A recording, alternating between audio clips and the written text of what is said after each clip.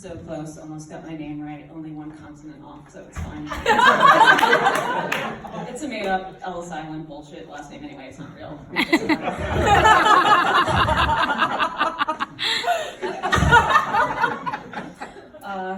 There's more than one goodbye in the story, so I'll start with the first one. My grandfather, John, knew he made a mistake the night after the wedding when my grandmother started a huge conniption fit in the hotel room in New York City. She started on about how her sisters were bitches. They were. How she'd never leave the Catholic Church. She had never heard of Italian Protestants anyway. And how her own mother had told her the night before the wedding she'd rather see her dead than married to him. Oh. Charming. John knew he should have married Kate Boyd, a pretty redhead from Maine. He had met her at a dance for the Coast Guard during World War II. They had a good couple of months. His sisters scared her off. They were bitches. And he met Eleanor a couple months later. Nothing scared her. Fire cannot kill the dragon.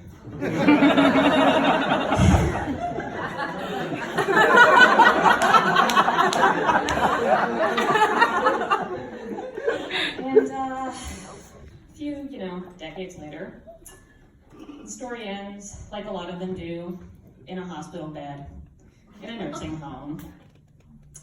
John I was in my second year of college, so this is almost 10 years ago. Well, whatever, it doesn't matter. John had gotten the shingles and he couldn't walk. My grandmother and my aunt who lived with them couldn't take care of him, so he went to a nursing home for a couple of weeks. And my mom's visiting him, and he starts his confession about that lost redhead, how he thought about her. And finally answering the question of why he'd gotten so irritated when my mom was 30 and she dropped the Mary from the front of her name and she became Kate herself. Now, at the same time, my grandmother had slowly over the past 5 decades been losing her mind. She was 85. Unbeknownst to us though, my Aunt Maureen had early onset Alzheimer's. And my mom finds this out when she gets a call from their next door neighbor saying, "Hey Kate, I just saw your sister trying to start her car from the back seat." Never a good sign. So she goes to Jamestown, to their house, and she saw what they had been living in for months. Stacks of food piled on the kitchen counters. No one was eating it. The water was working. No one was drinking it. So she calls Elder Services, who tells her to take them right to the hospital. And there the doctor told my mom that my aunt was going into renal failure because she forgot to drink water for several days. So they hooked her up to an IV and get her back on the mend as much as they can. And she asked Elder Services, "Can I get them committed to the same nursing home that my father's in?" And they said, "Can't you just move in with them and take care of them?" And she's like, "No." With her responsibilities and other obligations and job and shit, what a bitch. So she goes, "What would you do if I didn't exist?" And they said, "Well, they'd be considered abandoned and become wards of the state, and then we would have to commit them." And she goes, "Okay, I would like to abandon them now."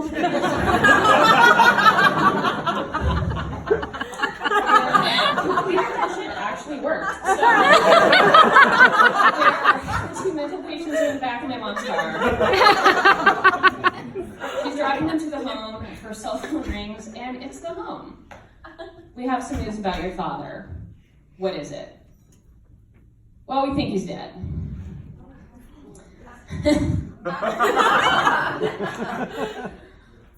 So apparently what happened was, nurse had gone into his room and said, "John, great news. Your wife is moving in with you." Listen, you can't know for sure what a person's final unspoken thoughts are. But I am assuming it was something like, "I don't fucking think so." So he makes his exit. A couple days later, my mom is putting the funeral. She goes to what had been their church for like 35 years. She talks to their regular priest, who knew them very well. And she starts going over the eulogy, and Father O'Neill says, "Did your dad end up telling you about Kate Boyd?" Jesus fucking Christ, John. Anyway. And he starts telling my mom how John had loved Eleanor. Really. He'd been loyal to her for 63 years. Often in sickness, sometimes in body, sometimes in mind. Love is a complicated thing. A couple weeks after that, we're at the funeral home. My aunt starts vomiting violently because of her new Alzheimer's medication that she should have been on 3 years ago. My friend Sunny helps me clean her up. And afterwards she goes, "Nicole, that shit was intense." And you put her on an Altoid and she starts passing out Altoids to everybody. That has nothing to do with it, I just stuck in my mind. We all get in our cars, we go to the church, everybody files in, we're the last. My grandmother slips, falls on her ass, trying to get out of the car. The funeral director comes around, tries to help her up. She starts shaking her cane at my mother and goes, "The bitch just tried to kill me." And my mom, having no better options, starts laughing. Quite loud. Like, no chance everyone in the church didn't hear her laughing maniacally outside of her room. We get inside. And Maureen's retching can be heard over the sound of the organ music. The priest, who's met me no less than 20 times throughout my childhood, keeps calling me Kathy.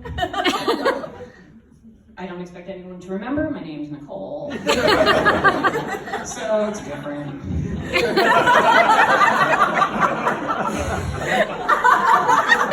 Where at the final stop, we go to the cemetery and we see the United States goddamn Coast Guard. My mom had been on the phone with these people all week, harassing them. She left 4 messages. They never called her back. She had no idea that they were showing up. They showed up. And she was like, "Of all the shit that's going on, I did this." Like, no matter what problems I had with him, I did this for my father. She fucking did it, and she was proud of herself, and she deserved to be, and I was proud.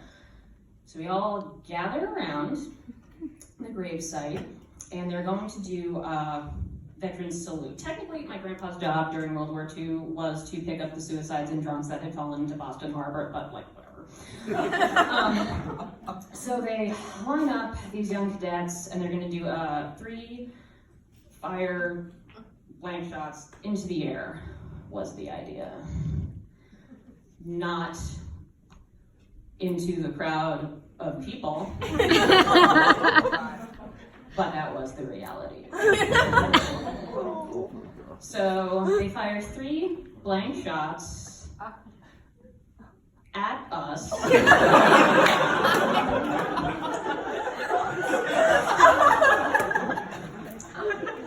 About 40 people, most of whom are over the age of 70. I hear someone yell, "Duck!" After smoke clears, and we all dust off our knees. My 2 friends, Nora and Sunny, terrifyingly slow steps, crawl over to me. Nora says absolutely nothing. Her pupils are shot to shit. She didn't say anything for an hour. Sunny says, "I thought they were going to Bolshevik us." And I'm thinking, well, now's as good of a time as any. So I go up to Father O'Neill and I'm like, "Listen, Father, my name's Nicole." The story skips ahead about 1.5 years, and it's Eleanor's turn. Now, we know what we're prepping for, so being responsible adults, the night before the funeral, my mom and I go out and get hammered. She invited friends, I invited friends, we all know what we're pre-gaming for, so we hit hardcore. 4 hours into the night, we're at this place down on Thames Street. I turn around, and my mom seems to be swing dancing with a tall, clean-shaven, handsome stranger. No one sees him approach the table, no one hears him ask her to dance, he just exists. And when the song ended, he walked out the door and into the night, disappearing like the apparition we suspected he was. The next day we're back at the same funeral home, same guests, wearing the same black dresses. But this time we're hungover, so it's better. I'm standing next to my grandmother's casket, still open. I can see her face out of the corner of my eye. An old family friend comes up to me and says, "I am so sorry for your loss." And I said, "Don't worry about it." We drive to the church, same church. We pass by a pond. It has all these ducklings. I think adorable. It just made me feel good. That's so nice, little ducks. We go in, the service starts, and I hear these little duckling quacks outside. I'm like, that's fucking adorable.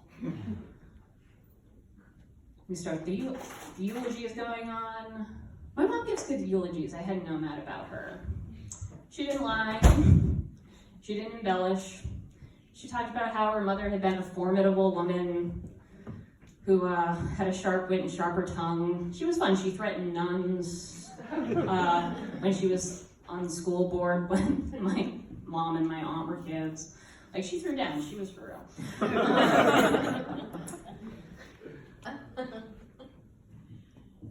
Nothing bad happens. We go through the burial. No one shoots at us. We get back in the car. And finally, we're at the after lunch. And my friends and I are hiding in the corner trying to cover our bloodshot eyes. And my friend Kirsten goes, "I threw it behind my car at the cemetery." And without missing a beat, Sunny and I both go, someone had to. It's not a family funeral for me if someone doesn't vomit inappropriately. But Kirsten had a second confession to me. She said, "Nicole, I am so sorry that my alarm went off." And I had no idea what the fuck she was talking about, so I said, "What the fuck are you talking about?" She goes, "My birth control alarm went off during your grandmother's eulogy." What? The ducks, Nicole. The wax. It wasn't the ducks, it was me!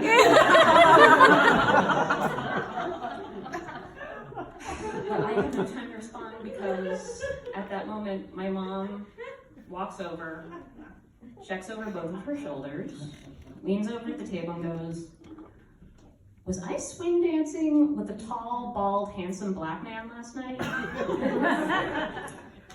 And Kirsten goes, "I have it recorded on my phone." I don't believe in anything in particular, but I like to imagine that at a bar in the afterlife, there's a young man in a Coast Guard uniform sitting next to a pretty redhead, and a girl named Ellie who finally got the right mood stabilizers. I think that this story is funny.